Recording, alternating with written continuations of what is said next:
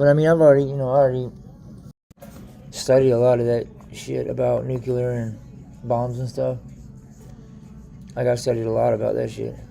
And, You played a lot of Fallout? do what? By study, you mean you played a lot of Fallout? No, I'm really, yeah, right. I really studied that game though. No, but I really, yeah, that game. I studied that game hard. But no, man, I did my due diligence and I got fascinated with it. Just how fast it can make shit turn to dust. And there's some like kick-ass old movies that if I showed you, you'd love it, dude. If you're into that shit, probably like one of the best films ever. And even like depicts like the silos that are out in like Nebraska, everywhere, fucking Kentucky, fucking, they're everywhere. Oklahoma, fucking. Is that you? Yeah. The HBO thing on Chernobyl, that's a pretty good Yeah, I saw that too. representation of like why people talk about that and what happened, what the potential is there. They won't make a movie about 3 Mile Island like that. No. That's in America. Yeah, and they don't want to let that, That would never happen. too many people will be probing it. Too many people will be sticking their nose or jumping on for the. Shut up. But yeah, there's so many of them. I mean, like what is it? The Alatolas, Mile Island. Yeah. That's serious right there, man. They relocated all of these Alatolas, man, to different islands in the mainland too, and they said that they could go back. It's like they can't go back. I just read something about that actually. They like relocated them to this like atoll where they had no resources, and eventually they like left like 250 of them there. They came back and there were only 50. And they didn't check on them or give them any supplies for 2 years. They just made them move, and they were like on this beach. That whole thing was crazy because all those guys were fixing to retire from the military, and they asked them, "Hey, do you guys want to spend your next 6 months down in the islands, down, And they're like, "Where?" And they're like, "The Alatola." But don't even worry about it. It's beautiful. It's da da da. And they're like, "All right, what are we gonna be doing?" It's like, "I don't know. Let's see when you get down there."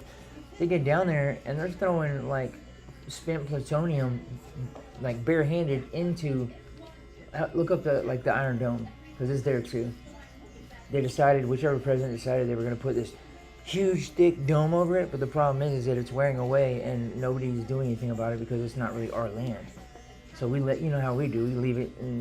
But you see like green plutonium and shit floating out into the ocean. Oh shit.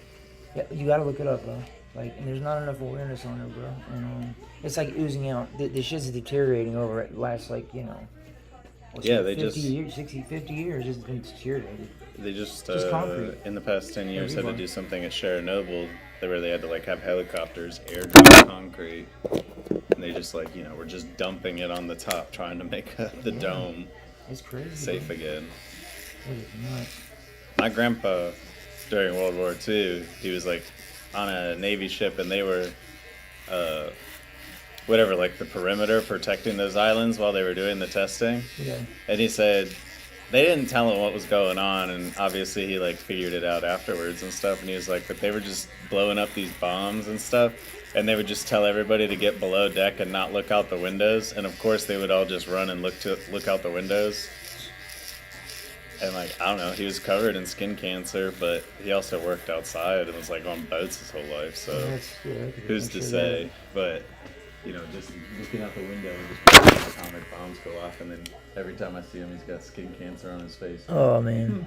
What do you think about That's terrible. the defense net, like the thing that shoots like if we were to get shot at with nuclear weapons, there's some type of net that can detect it and like shoot it down. Oh, that's not that doesn't work anymore. So now that they have hypersonic missiles, they move too fast for that sort of system to work. The Iron Dome in Israel, which is that kind of concept, works because they're just firing, they're just getting rockets and mortars fired at them, and those move so much slower. And also, they're really the technology isn't predicting when the attack is going to come. So hopeless. Yeah, actually, we're back to the initial problem of like if someone were to fire a nuke, it really would be unstoppable. But we have